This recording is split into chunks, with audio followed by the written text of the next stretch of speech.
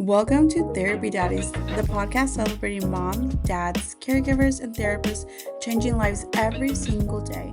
Every diagnosis has a story, every family has a journey, every victory deserves to be celebrated. Let's dive in. In this episode, we invite Camila Martinez. Welcome, Camila, to Therapy Daddies. This is going to be an episode speaking about your life a little bit and what you've experienced, especially with your kiddo. So, go ahead and introduce yourself and tell me a little bit about what makes you a therapy daddy. Okay, well, my name is Camila Martinez, and I'm 30 years old, and I am a mommy of two. I have my son Paolo, he is 8 years old, and I have my daughter Miliana, who is 3 years old. And my journey started with Paolo, but I didn't really become a therapy daddy until Miliana came around. So Paolo was born with gastroschisis, and he was a NICU baby, so he was there for a whole month. And then 5 years later, I had Miliana, and she was still high-risk pregnancy, but she was born good. We got to go home right away, but then it did turn out that she has sensory neural hearing loss as well as a deletion of her 13th chromosome, so she has a lot of like the genetic factors kind of left us a lot in the unknown. Like doctors don't really know what that means for her since it's such a rare deletion. So it's a kind of like go as she grows up and see what happens. So, you have two kiddos that you experienced some sort of difficulty, whether that be at birth, but yours are a little bit more diagnosis kind of types, especially for Miliana. You said that she had a chromosome deletion and it kind of impacted her in a couple of ways. So, what are some of those things that you've noticed with that mutation? So with that mutation, it was pretty drastic, I would say, because I had Paolo, and I saw like the what you would call like the normal child development of like they are grabbing at their feet. They're like bouncing when you're grabbing them at like a young age, like 4 or 5 months. They want to start trying to like stand up and bounce and roll and do all these activities, or even just like putting them in like the little bouncy chair. Like with my son at like 4 or 5 months, it was like, okay, this is dangerous. Like he's already trying to roll off of it. And with Miliana, no, she was like, honestly, it was like I had a 3-month-old baby for like the first year almost. So it was pretty scary because like that, like you have a small baby, and she was like it was a hazard for her to suffocate anywhere or to get stuck in certain like positions. So I would say it made it much harder because I had to, like, we always had to have like eyes on her at all times and assist her with everything, even for eating. She was like not able to tolerate the normal milk, so we had to get like formula that was thicker for her because she would eat and just like vomit everywhere, but she didn't have that neck control to be able to like vomit and like safely vomit. So even that was like scary, like to make sure she wouldn't choke. Let's go back a little bit. How about when you first had Paolo, did you go through the surgeries with him? Did you experience anything like that that kind of traumatized you? And then tell me about when you actually found out that your daughter had this, like connecting those two things. How did you navigate that? Yeah, so with Paolo, I was 21. Like, I had just turned 21 years old, and I got pregnant. I found out I was pregnant like the month after my birthday. And well, not weird, but it felt like a coincidence at the time. But I had just like discovered the Lord. Like, I had just like found God and like started my walk with God when I got pregnant.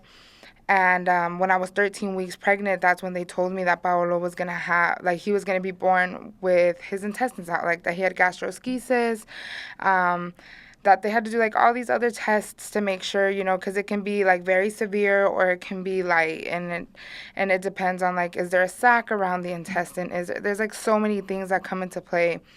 Um, So they told me when I was 13 weeks pregnant that that's what I had, and immediately they start like offering you abortions. Like, do you want to terminate this pregnancy? Like, these babies usually are stillborn, and like they start tossing the negative at you right away. But I thank God that I had just found God, and I was like already like just like, you know what? No, like, it's not a coincidence that I found God and this is what you're telling me. So I was kind of just like, I don't agree with you guys.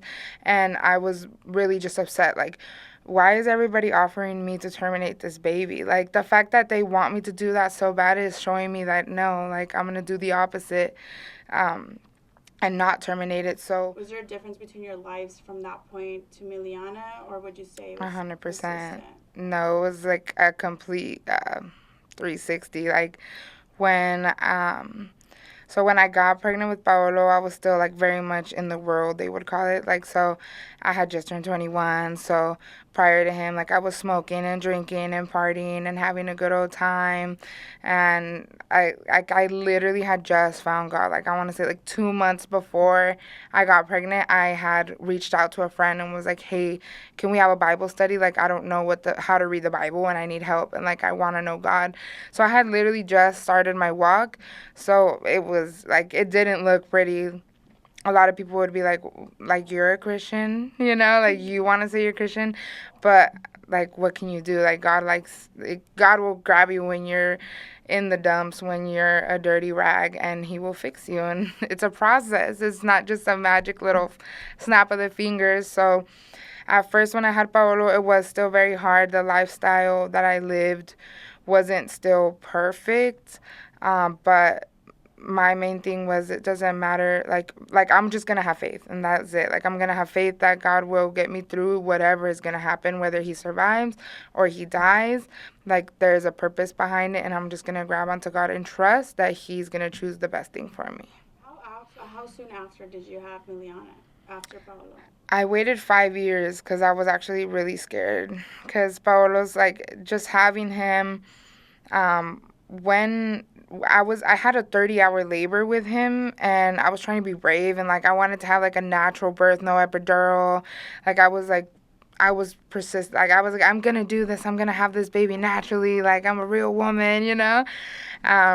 No way. 30 hours in, I was like, absolutely not. 30 hours and only 3 centimeters dilated. I could not do it. I was like, give me the epidural. Like, just let me have it.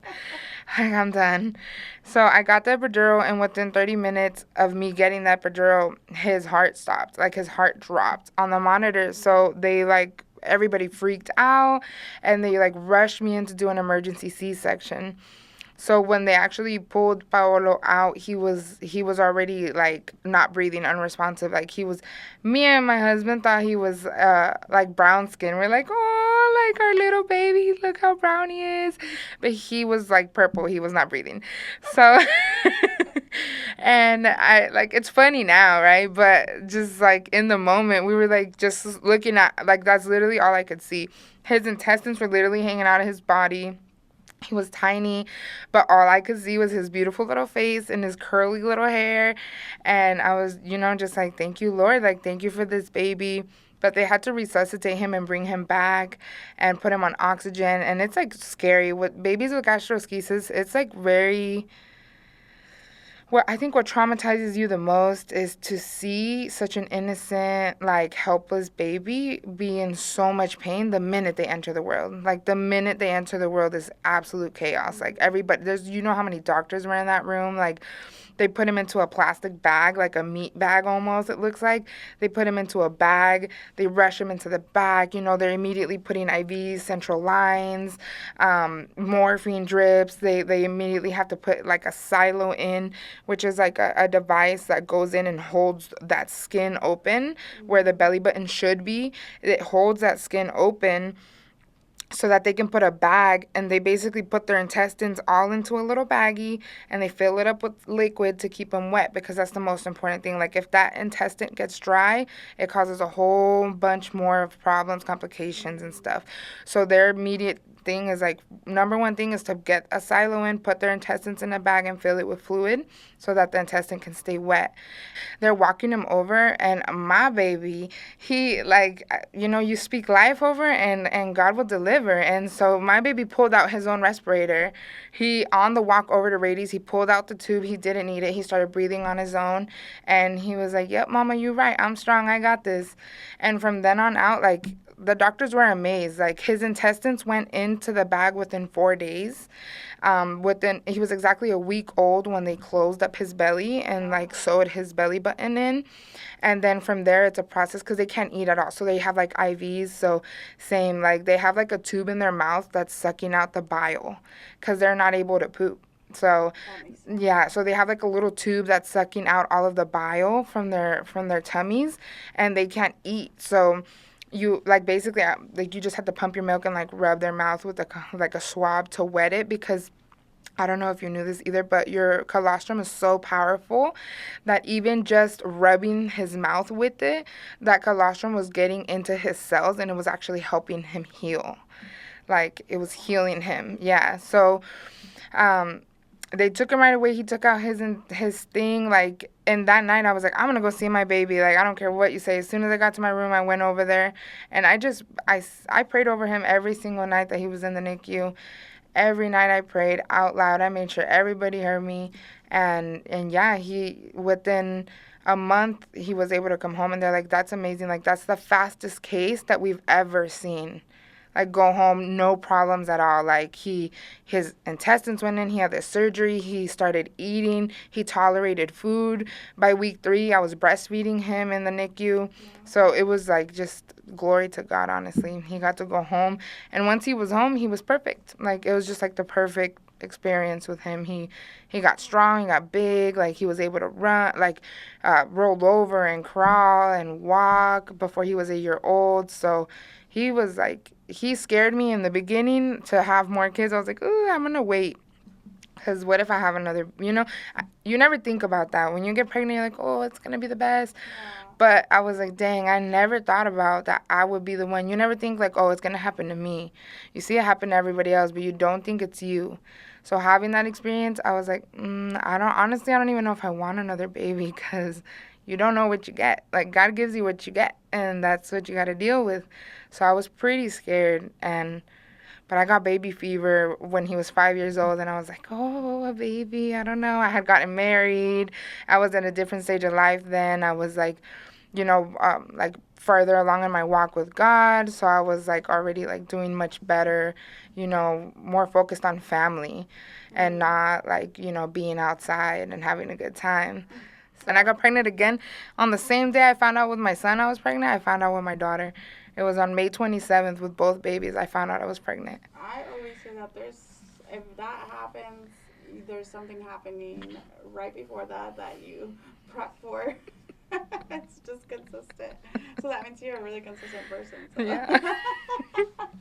I don't know, but it happened the same day. That's awesome. And so now that you had Paolo in your life, and then, you guys were planning and you found out that you were pregnant of Millie, what was like the first initial thoughts that you had? Because now, I mean, we know that you ended up having some other complications with her, but like, from what point of finding out to getting the diagnoses and all these kind of things, how far apart was all that, and like, how did you overcome the fear that you already kind of stated you had? I didn't really overcome it. I was scared. Like, the moment I was like, dang, I think I'm pregnant, and I, peed on the pregnancy stick, waited, and then I saw the positive, like, right away it lit up, and we were both in the bathroom, and I just looked at him, and I just started crying. I was like, I'm scared. Like, I'm scared. Like, what if something's wrong with this baby too? Like, what if, like, just what ifs, like, so many what ifs. And I was like, please, like, oh, I don't know how I'm going to do it. Like, I'm scared. And he's just like, chill out. Relax. Everything's going to be okay. Don't worry. Like, I love you and I got you. Like, no matter what happens, we got each other. And the one thing he did say was, I hope it's a girl. And I was like, oh, you do, huh? Because he never wanted girls. So he declared it in that moment, and boom. A few months later, we found out we're having a girl. I don't know how many weeks I was, but I already knew she was a girl.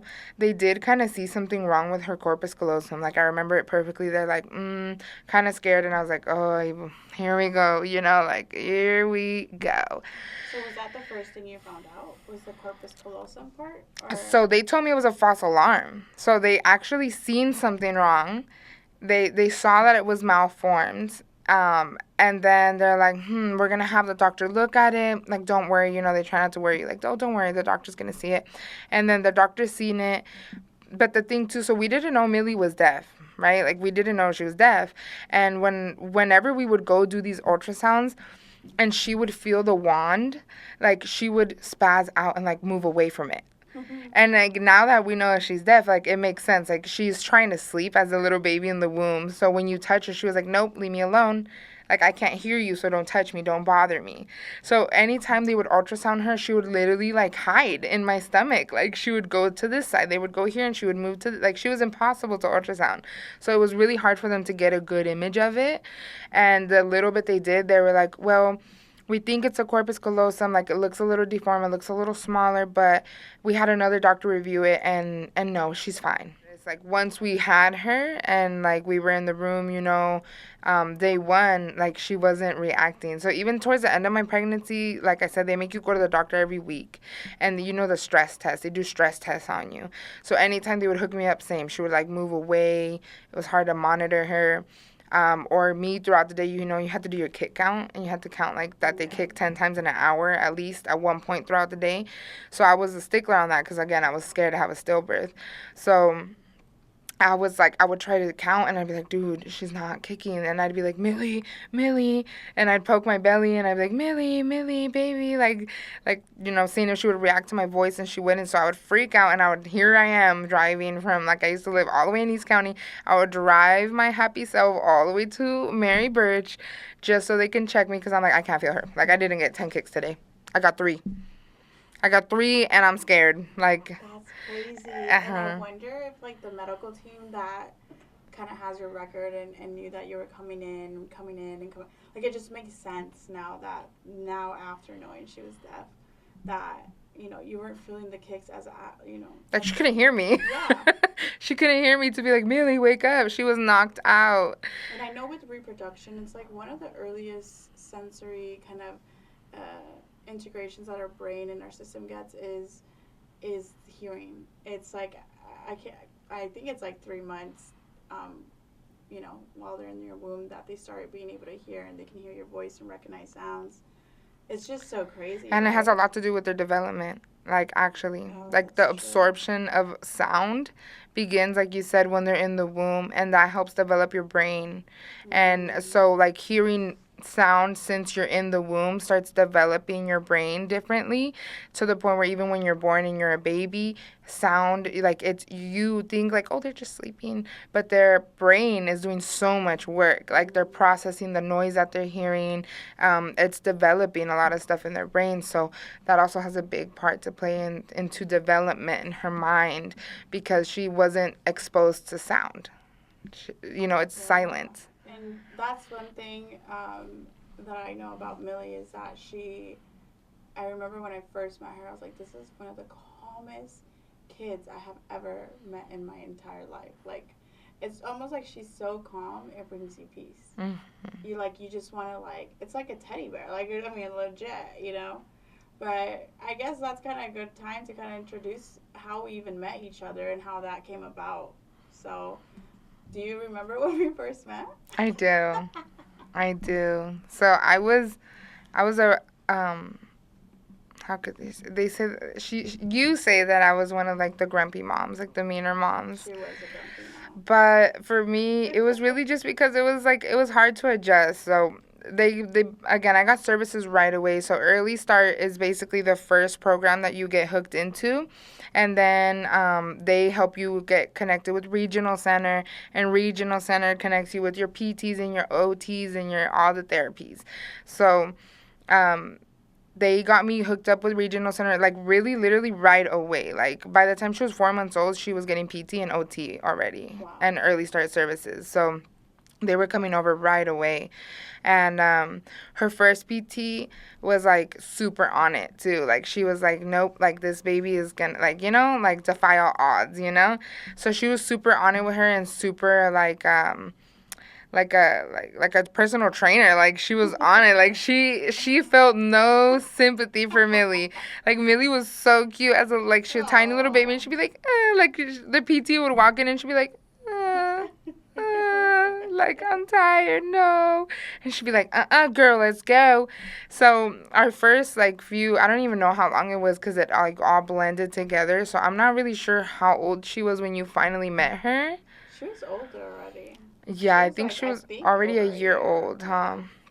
Okay, yeah, so she was a year old, but like I said, because she was so underdeveloped, like, to me, it was like she was still like a 5 month old, 6 month old.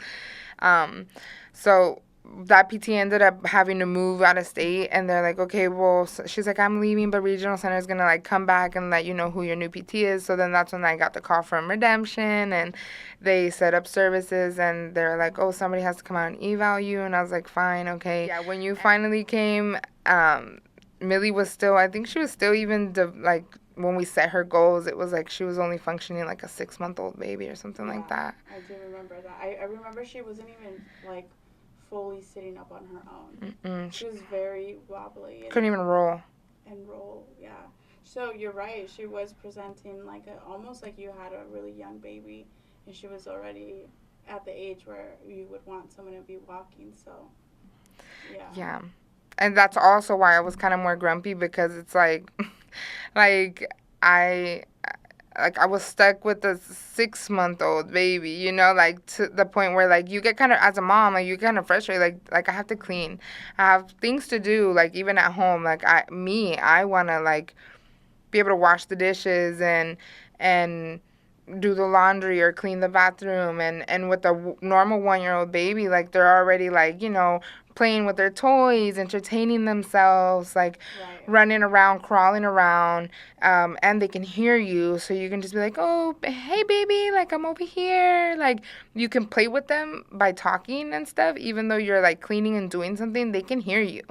With Millie, not only could she not sit by herself, roll over, but she couldn't hear me either.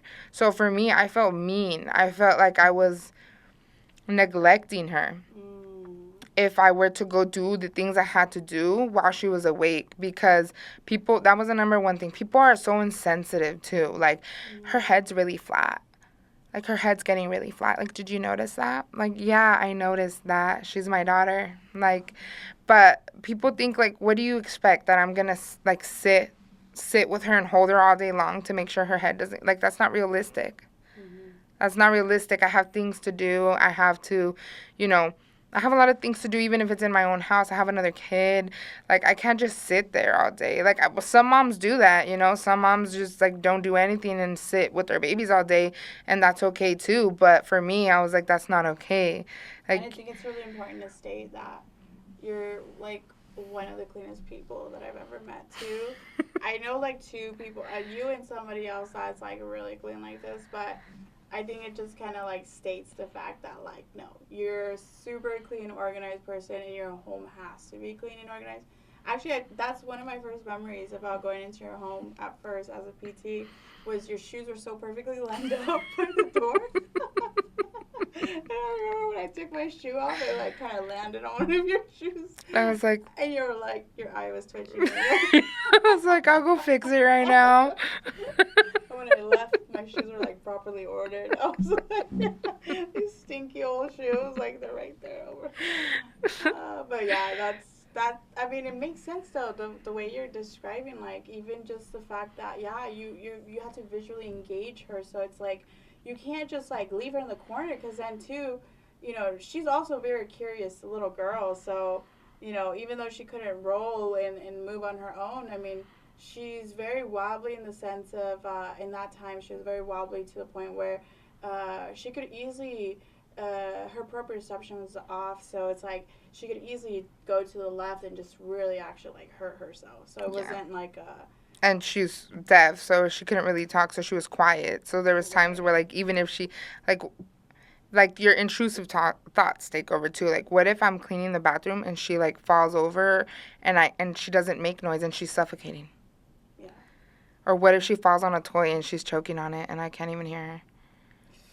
Oh. You know what I mean? Like, all these thoughts would come into my head because, like, she was a year old, but she was still tiny. She even right now she's 3 years old and she weighs under 25 pounds.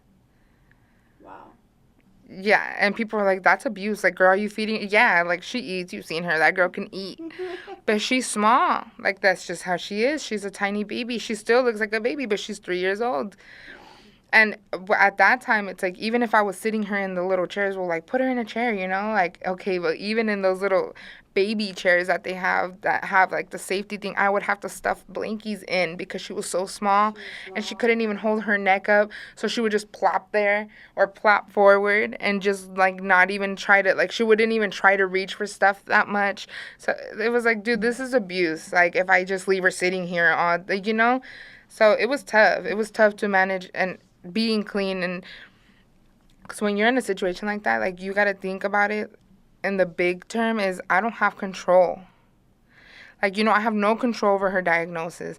I have no control over when she's going to get up and walk, when she's going to do these things. I have no, like, I don't know the future. And I'm not going to think about the future because it's going to drive me nuts, you know? And even God tells me, don't worry about tomorrow. Worry about today.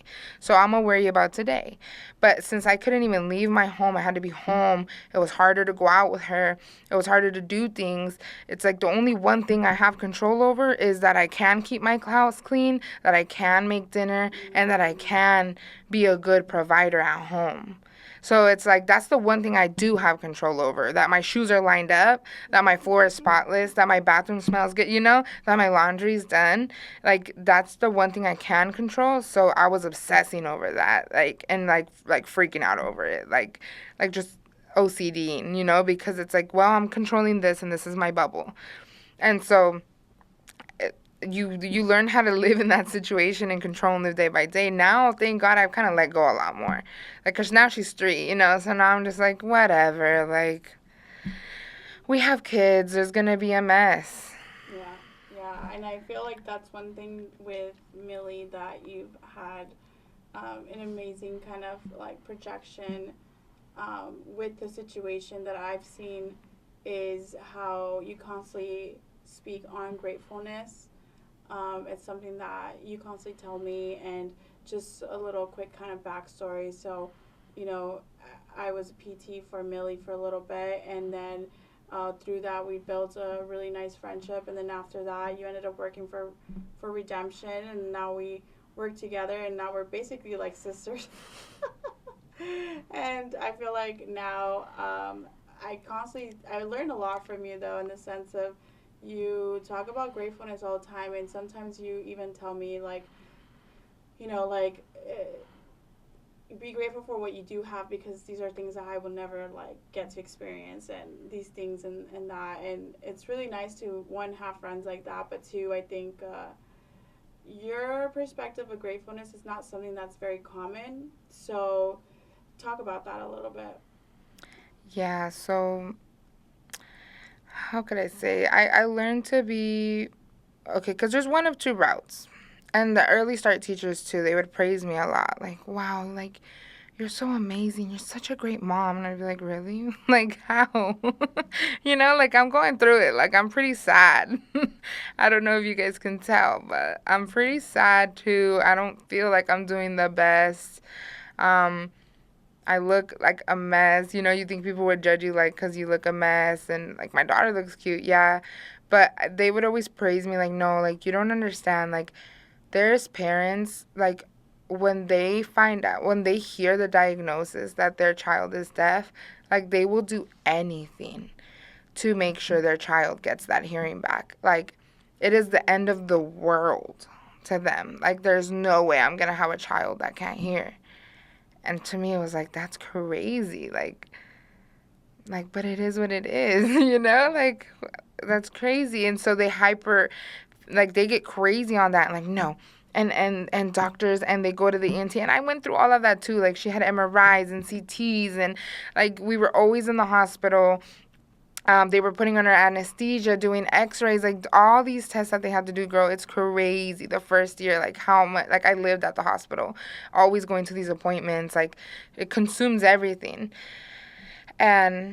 And that's also one thing. It's like you always are hearing these providers tell you what she can't do, what she can't do, what she can't do, what she can't do, what she won't do, what she's never going to do, what she's not, like she won't do this, she won't do that, she won't do this and this and that.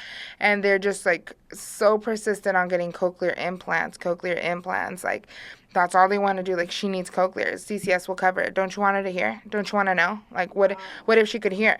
And to me, it was like, I mean, yeah. Do I want her to hear? Yes. But when I really sat down and thought about it, and I even had this conversation with my mom, why do I want her to hear? Why? Because that's what's easiest for me. As a parent, that's the easy route for me, is for her to hear and go to school and be taught by other people and, like, not have to deal with it. You know, like with my son, like, you don't have to deal with it, bro. Like, he can hear me. Like, you know, it's easy. Like, you don't understand how easy your life is with your kids that are normal, that can hear, that can walk, that can talk. Like, you don't understand how easy you have it until you don't. And so a lot of parents they're scared of the unknown. They're scared to fail like everybody else, but they're also lazy. They're just lazy. And they're just like, they're kind of like entitled. Like, no, like my child is gonna, like, no, there's no way. And it's like, baby girl, are you forgetting who gave you that baby? God did. God sent me this child. And last time I checked, God says that we are wonderfully and fearfully made. And he makes no mistakes. And he knew us even before, like, as he knitted us in our mother's womb. So therefore, my God didn't make a mistake. There's nothing wrong with my daughter. To the world, there's something wrong with her. But in my eyes, she's perfect. This is what God wanted me to have. This is what he gave me. She's alive. She's breathing. And I'm not going to take that for granted. There's people who have stillbirth babies and have to still give birth and say goodbye to a baby that's lifeless. There's people who get to have birth and their babies, because I've seen it in the NICU, are fighting for their life and they die within 1 to 2 days.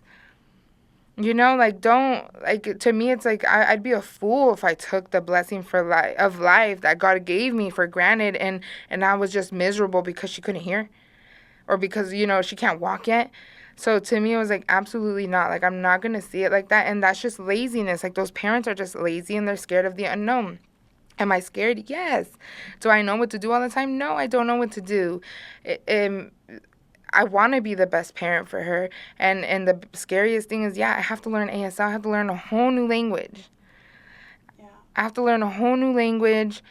And it's a whole battle ahead of me that I'm not prepared for. But one day at a time, I'm going to focus on today. I'm going to focus on the little things of today. And I'm going to be grateful for today, because tomorrow's not promised. She could be gone tomorrow. I could be gone tomorrow. My son could be gone tomorrow. Like, anything could happen. So I'm going to be grateful for today. And I'm going to take the wins, the little wins, as in, you know, and I decided not to go with cochlears, you know, because I ended up meeting deaf individuals. I ended up getting connected with a deaf church and meeting a whole, like, you know, the deaf community, and realizing, like, you know what? Like, no, like, I am right in the fact that they are perfect people. They're beautiful and they are perfect people. And they understand more than hearing people. Like, yeah, you have ears, but do you hear? You know, like, you have ears and you don't understand things. And, like, deaf people are the most beautiful, beautiful, loving, accepting community. Like, they are just so full of love, and yet they are the most rejected. Most rejected. Like, there's families. There's deaf people I've met in the community that their families literally did not choose to learn ASL, and they were the only deaf child or person in the family, and families would literally not talk to them. They would go to family events, and everybody would, like, imagine that. Imagine going to your grandma's house These are some of the for friends Christmas. that you've made. Yeah, these are friends that I've made, and it's like, imagine going to grandma's house for Christmas, and everybody's having a good time, and you're in a silent world. Oh, And nobody is talking to you. Nobody wants to even try because you're different. Like, bro, that broke me. Like, hearing their stories, like, I even want to cry now. Like, that's terrible. As a mother, as a grandma, as a sister, like, how and why would you even treat somebody like that? Crazy, you know? Like, there's people I've met, like, deaf individuals that their parents put them through long hours of speech therapy because they're going to talk. Like, they're deaf. Like, you know, like, that's torture. They, like, let them enjoy their life. Or another one where the mom wouldn't give her things unless she talked and figured out a way to talk and ask for what she needed. And that's because she was, like, hard of hearing. She was deaf, hard of hearing. She had a tiny bit of sound. Like, had that been my daughter, she wouldn't be able to, like, hear anything.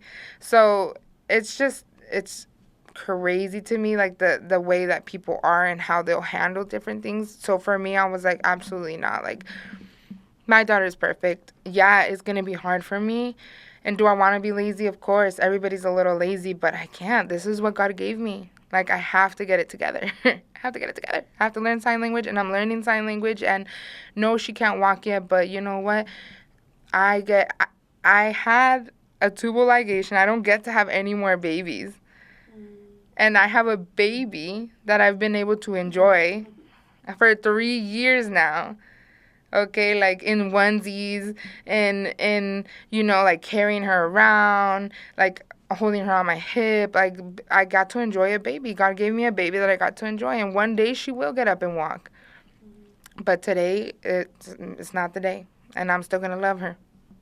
Language. We still speak to her, like, even though she can't hear us, like, we use her voice, and she's learned how to use her voice. She'll scream at us, she'll make funny sounds, she'll crack up. They told me she was gonna go silent and I wasn't gonna hear her after 7 months. That was a lie from the devil. She's loud. You've heard her. She'll scream. She cracks up.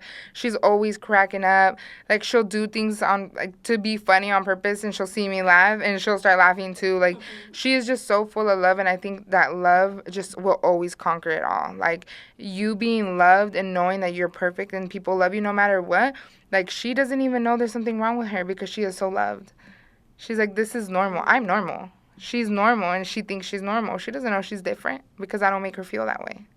Even for other parents who may be experiencing some, I would say, rare kind of conditions that you don't commonly see, is how you integrate them into your day-to-day life. So what kind of words of encouragement would you give to parents who have a diagnosis that's a little bit more rare and maybe even a little harder to integrate into society? What would you say to them? I would say, don't forget, whether you believe or not, your child was sent to you for a reason. They are a gift from God, and like I said, there is no mistake in them. God doesn't make mistakes, and they all have a purpose, and it can be individual to each one of, to individual purpose for mom, for dad, for brother, for sister, for auntie, for uncle, for grandma, for grandpa. There is a purpose that child has in every life that they come into contact with, and even though it's a bad diagnosis and it's sad and it hurts, like, you're allowed to be sad, you're allowed to be scared, but don't let that consume you. Enjoy each day and just love your baby and be happy that you get to have them and that you get to see them and that you get to go through that experience. Millie has changed me entirely. Like, the way I think, the way I love, the way I talk to God, like, she's just changed everything about me, and there's still a lot more that's going to change. Like, our journey is not over, and God is the ultimate healer. Like, he will heal, but when he, like if he doesn't, then there's a purpose behind that. There's something that baby is going to teach you. There's something that, that you need to learn, and that, like, yeah, that might be a bad situation, but there's always going to be light that can come through them. So I would say focus on the light and don't stay in the dark. That's good. Is there a common, group for the deaf community? If there's a parent out there that is seeking to get it plugged in? Yeah, there's so DHS is Deaf and Hard of Hearing Services.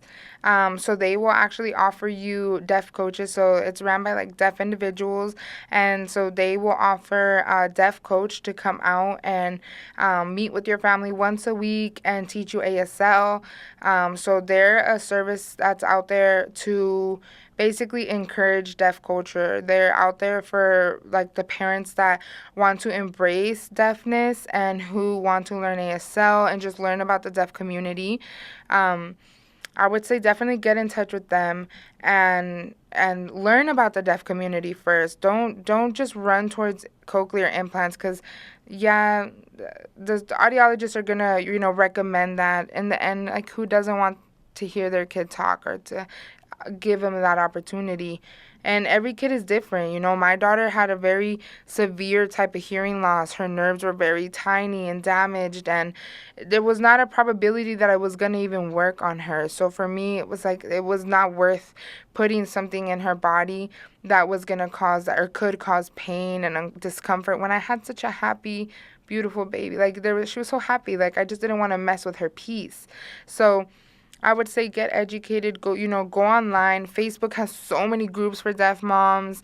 You'll start seeing more deaf reels or like there's lots of families who are either all deaf or like me where it's like the hearing parents and a deaf child, or codas where they're hearing children born to deaf parents. So there's a lot. The deaf community is really, really big, and out here in San Diego, there's 2 schools for the deaf, and it's going to be Davila Day School, that's where my daughter goes, and Lafayette Elementary that provides services for the deaf. And you can ask through your Early Start. So get plugged into Early Start, ask them about their services. They will help you, and they listen to you as a mama. Thank you for watching this episode of Therapy Daddies, the podcast with Camila, our guest, who shared about her experience having a deaf daughter. If this relates to you, comment and subscribe and stay connected for our next video. See ya.